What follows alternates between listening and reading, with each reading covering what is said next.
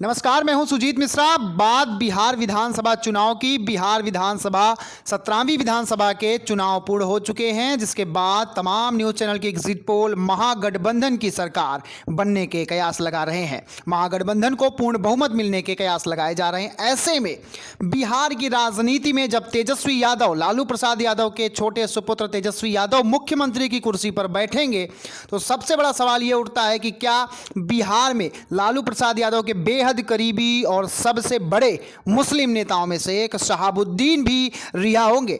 ये सवाल उठ रहा है कि क्या शहाबुद्दीन को राज्य सरकार छोड़ सकेगी। शहाबुद्दीन पिछले 17 वर्षों से 2003 से उम्र कैद की सजा पा चुके हैं और वो इस समय तिहाड़ की स्पेशल सेल में हैं।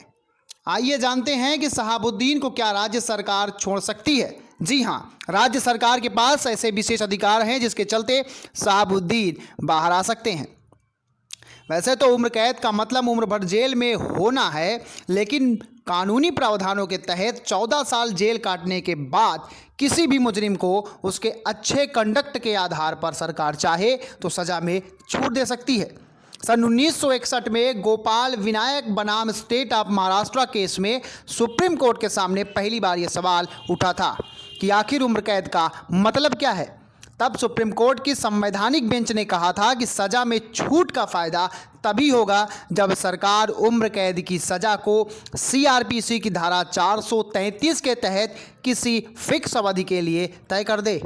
इसके बाद ही धारा 432 के तहत मुजरिम को सज़ा में सरकार छूट दे सकती है। सीआरपीसी की धारा 432 में प्रावधान है कि अगर सरकार, संबंधित राज्य की सरकार चाहे तो सज़ा में छूट दे सकती है और 433 के तहत सज़ा में बदलाव भी कर सकती है। सन 1978 में सीआरपीसी की धारा में बदलाव करते हुए 433 ए जोड़ा गया और कहा गया कि सरकार उम्र कैद की सज़ा को 14 साल से कम नहीं कर सकती है।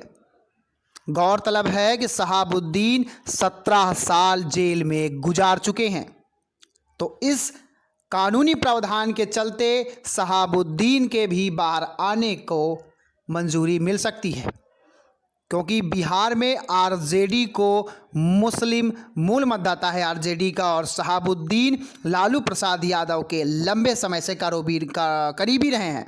लालू प्रसाद यादव के बेहद करीबी शहाबुद्दीन की पत्नी 3 बार सिवान से लोकसभा चुनाव भी लड़ चुकी है। शहाबुद्दीन 3 बार विधायक और 2 बार लोकसभा सांसद भी रह चुके हैं।